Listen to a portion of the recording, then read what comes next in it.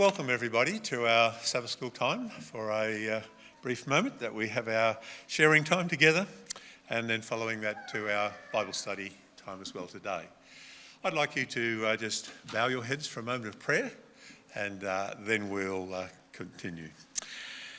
Our Father in heaven, we are grateful to be able to, again, beyond our regular worship time in the service, it's great to be able to spend time in Sabbath school too, where we can share parts of the world field, share unique aspects of Christian faith, etc. together, and then to open the Bible and share that too. That's just a wonderful privilege that we have in the freedom of the country that we live, and we thank you for that. Father, we are mindful it's not just those of us who are gathered here, but it's in our children's, youth and encounter divisions too. They all come to share your word in a different way and to grow in faith. And I pray that you would be with the leaders and the attendees of each of those groups as well. And the World Church, we're very mindful of the World Church. There will be many people at this time who worship you, who are worshipping you under struggle because of war, some because of natural disasters, others because of their local church or family circumstances has placed them in difficult circumstances, and I pray for them too on this Sabbath day. May it be that they be able to find the space, find the time to worship and reflect upon your love, your grace and your salvation for us each one. So we bring ourselves to you and again place this time in your hands, and these things we ask in your worthy name. Amen. You may have noticed, if you've reflected on the past, that I've kind of had a bit of a habit of, from time to time, getting an individual of our congregation and introducing him to you, or to the part of the life of that person to you that you probably know nothing about. So I'd like my guest, my friend, to come in today.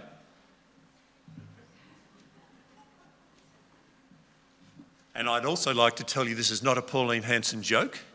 It's not Pauline Hanson, but if you'd like to take a seat right here for us, thank you. And look, I'll give you the red one. All right. Now, you're all wondering, of course, who is it? Who's under? You can look around and see who's not sitting in their seat, probably. Or maybe you can work out who's under the, can I call it a burqa? You may have a different local name. That's fine. But you may be wondering that. But perhaps this may be something that will help you just decide, or help you work out, oops, doesn't want to stay. Yes, it does. Help you work out where this lady has spent so much of her life. Well, some of the years of her life in her earlier years. Look, they're all wondering, aren't they? Okay, so she's now going to reveal who she is. Now you know. Who worked it out? Probably, okay, some of you did. Good on you.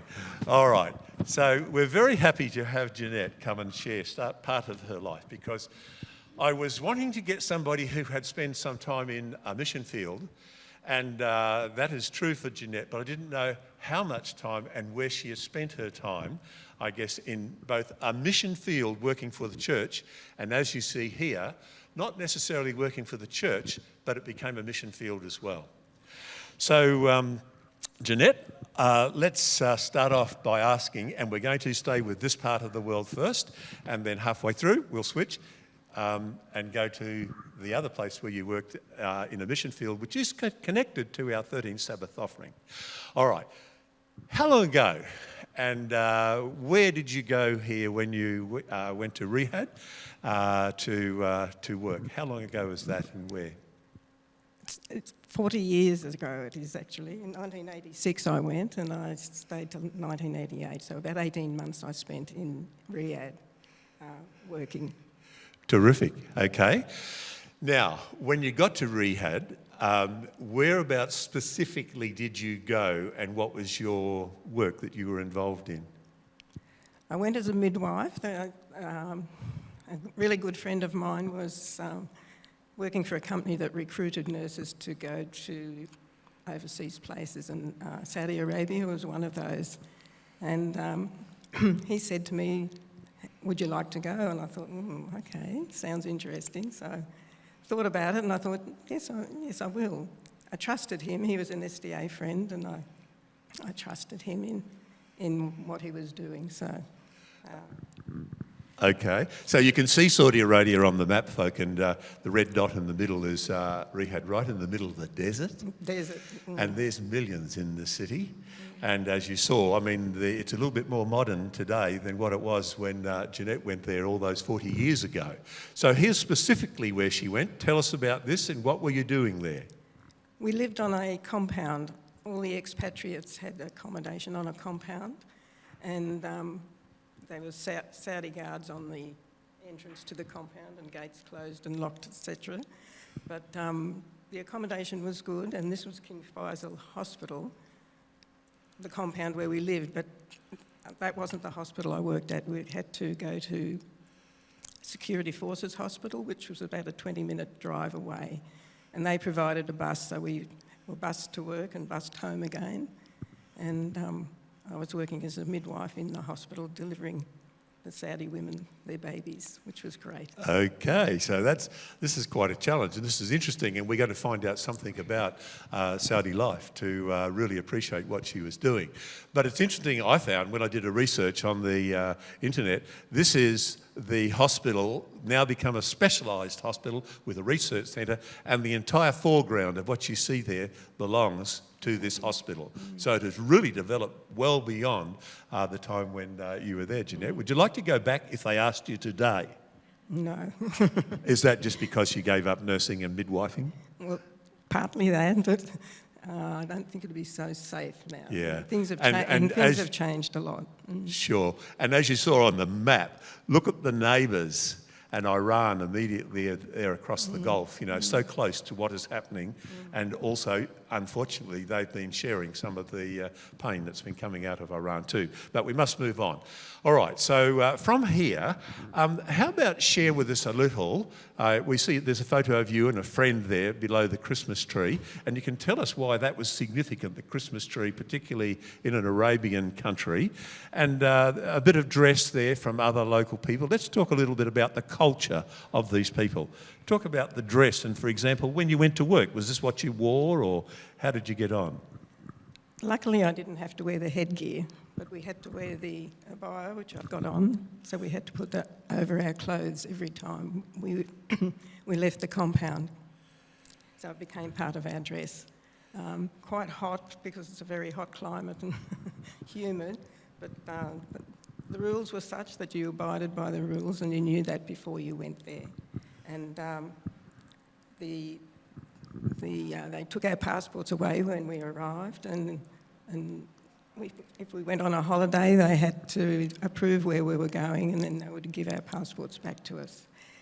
So there were quite a few rules to abide by. You knew that there was no alcohol, no parties, no mixing with men. If you mixed with a male, you then had to show a marriage certificate. Wow. And if you didn't, then you would be sent home, or even worse. So, you know, you had to abide by their rules. And that included not going out on your own, didn't it? We didn't. We felt safe there, but we usually went out in pairs or a group. We never went on our own. Right. And you could get a limousine to take you to lunch at one of the hotels. You could do that, and that was considered okay and safe. So right. You had to be careful what you did. Okay. Very restrictive life, the lifestyle of the Saudi people, and particularly, I mean, many of the Muslim countries are very restricted, but the Saudis particularly have a restricted life in many ways, many things. For example, and this is right across the Saudi world as well, the gentleman on the right-hand side of the photograph, that came up when I did a search for somebody who was come to call to prayer. And do you know how many call to prayers there are? Because, again, I got that from the internet. I thought there were 4, but Five. you know, 5. The internet actually had 6. Did it? Yeah, 6 calls to prayer. Starts 5 o'clock in the morning, doesn't finish till 8 o'clock at night. So that's part of the culture which you were exposed to there as well. and very real. What about in the hospital? Women working with you, local Saudi women working with you, yay, nay? No, women didn't work over there. It was only the men that worked. The women didn't work. So all the nurses then, the female nurses were? Expatriates. Expats. Wow. And the doctors were expats too as well. They came from Egypt, Iran, Iraq. Now that centre photograph UK. is actually taken of staff today in the hospital. Those two girls there at the back of that picture, would they have to dress like that today, do you know? Are you aware of that? I assume again that they're expats and that the women still are not allowed to work, or it may have changed. If they were Muslim, they had to dress like that. Right. And they may have come from Egypt or wherever else. Our interpreter on where I worked, she was from Egypt and she wore that dress. Okay, that clarifies it. Thank you. All right, now, 18 months, you're in a very restricted area. Where's the closest Adventist church? And follow on with that by telling us how you survived as a Seventh-day Adventist.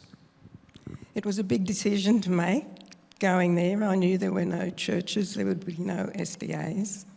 And to be away from that for that length of time was a big worry to me initially. You weren't allowed to take any religious material into the place. You couldn't take a Bible or anything in with you.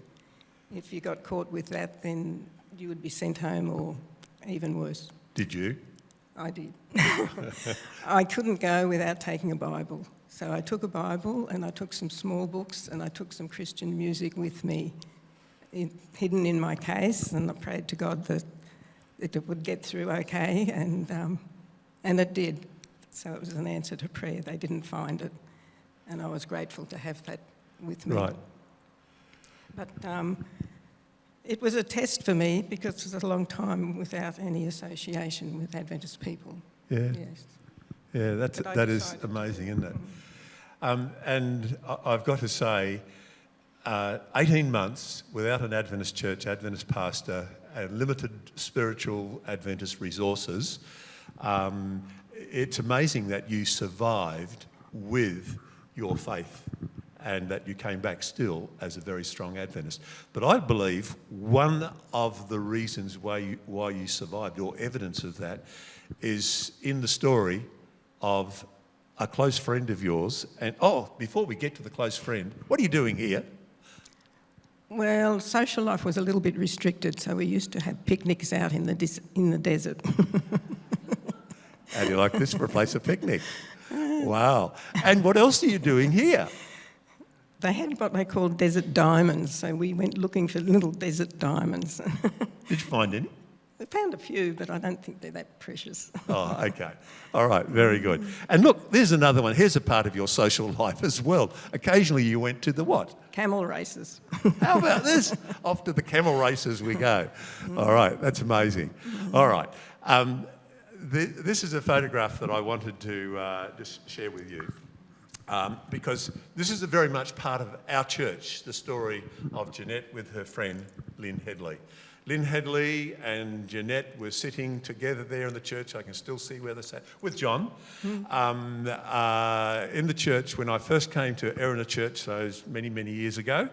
And Lynn and Jeanette, were always there sitting together and had a very strong relationship. And by the way, today, I hope I'm not stealing any of your thunder, Lynette is basically running the church up at the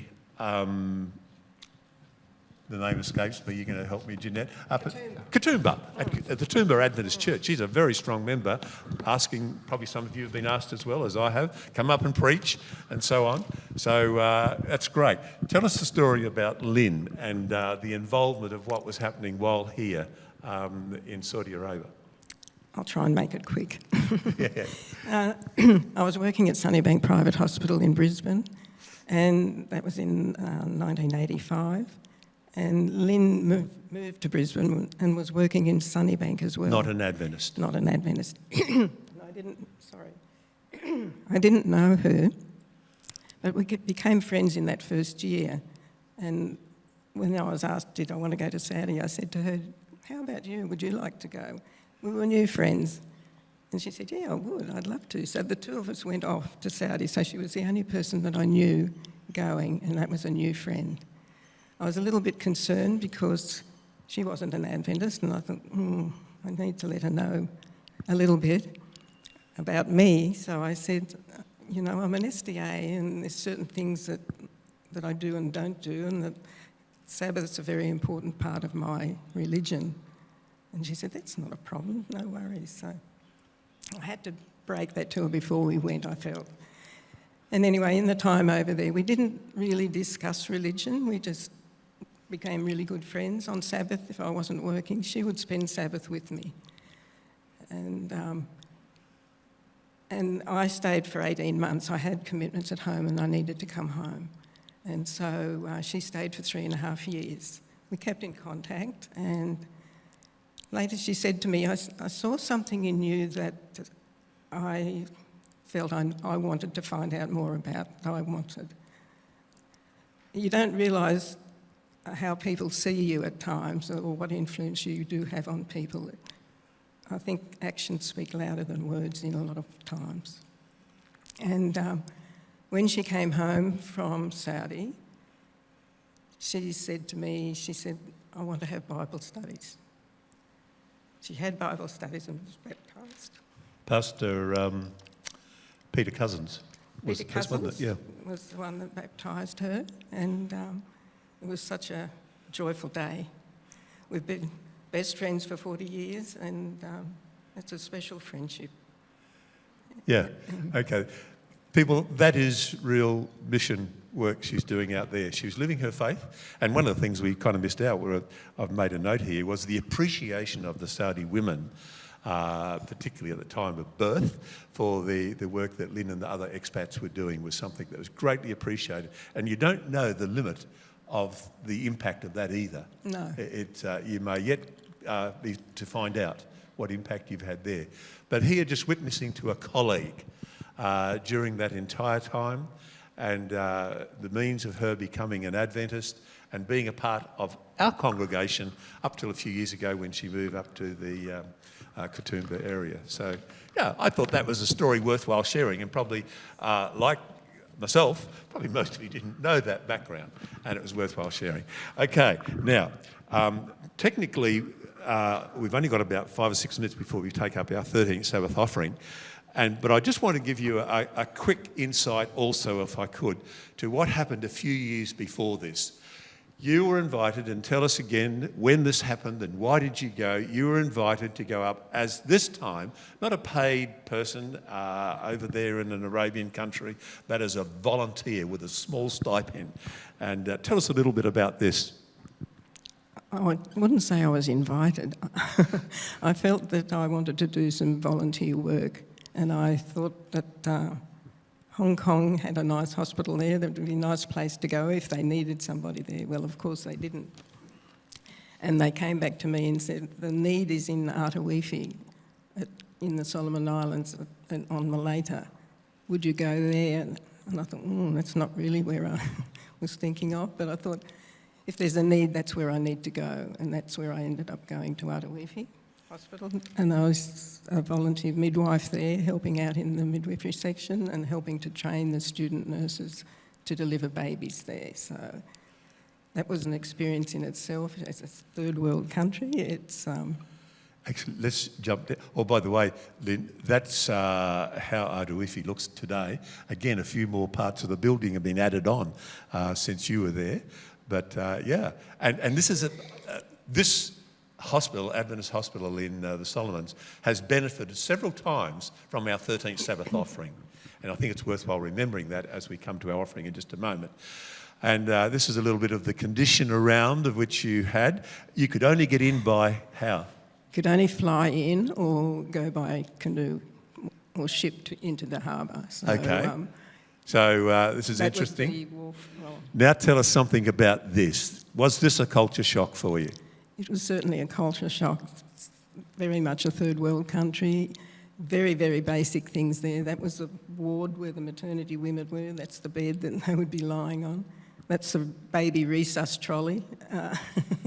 So your equipment and things that you worked with were very limited, and you had to make do. I felt like I had to scrub the whole place every day because it was it seemed so dirty, but you just had to, they had bed bugs and they'd squash them on the walls and there'd be all these little blood bits all over the wall and you'd just want to scrub off all the time.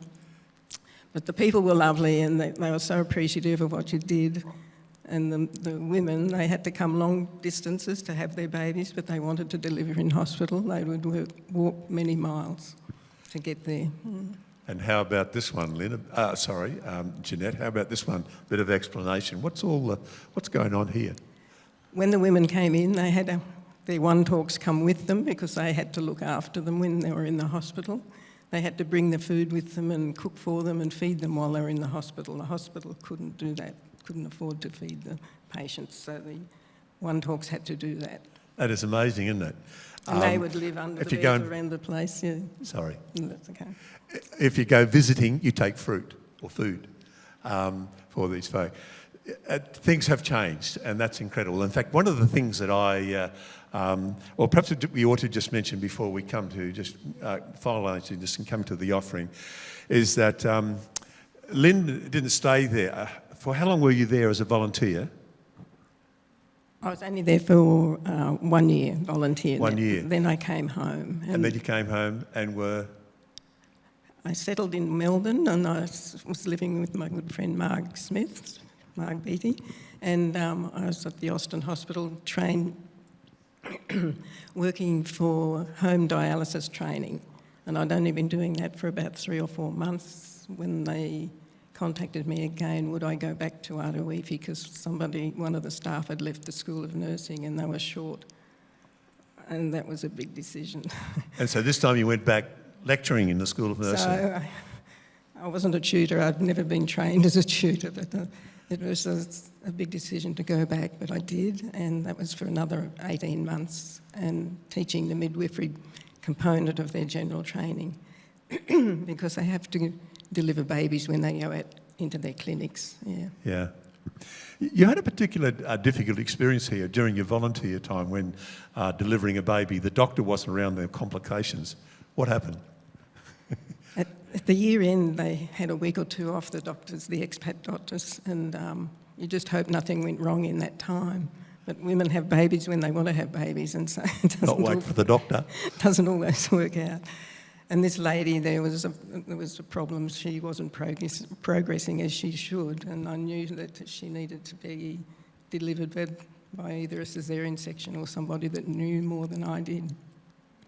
So then you have to get the plane to come in to pick them up, so there's a big time delay. It's a two-way radio from Artawifi to Honiara, and then on the back of the tractor, you had to get a labouring lady down to the airstrip. Wow. So, yes. Yeah. Things like that did happen, which was quite stressful at times. Then my last question to you is this. You said that, no, you wouldn't like to go back to Saudi again now, and probably you would likewise not feel comfortable going back even to the Solomons now. That's probably because we're in retirement, sunset years, and I can understand that. But can I ask you this? If you had your life over again, would you have declined either of those opportunities? No. And I'm just reading here, looking back on our lives, we often see how God has led and looked after us, and I have seen that. Both experiences were very different, but glad I ventured out of my comfort zone as I have today. Oh, yes. And done very well, hasn't she? Give her a hand for that. Thank you, Jeanette. I do appreciate it. Now, we're about to ask the deacons if they would come around with the offering for our 13th Sabbath offering. But before they do, can I just, simply, with this, just show you a couple of photographs here just to conclude. One is the photograph, and it wasn't in good focus, so you don't see it close up. The one with the staff there shows no expats. There is very few expats end up back in the mission fields today. So why are we so involved in still funding and supporting our mission field? And I think one of the reasons that we can now, in our own minds, argue through is the fact that the mission fields have become a wonderful place where our church and other Christian churches have made a witness for God. And the witness has become so strong that the mission fields now well outnumber the home field with membership, but they don't outnumber us with wealth. And they're still dependent very much on us helping them, as they have become the people now who run the hospitals and run the ministry. And we had Neil Watts here a couple of weeks ago talking about, the volunteers in action, how they go out, etc. But it all still takes money. And our weekly offerings are still supporting a strong mission program in the South Pacific Division. And today, being our 13th Sabbath, and this is just off the back of your pamphlet, and it's too small for you to read the places there, but you can read it if you like in the pamphlets again. While Aruifi directly is not benefiting from this offering this week, it has in the past, and the Solomons are one of the 4 projects again that are benefiting from our 13th Sabbath offering.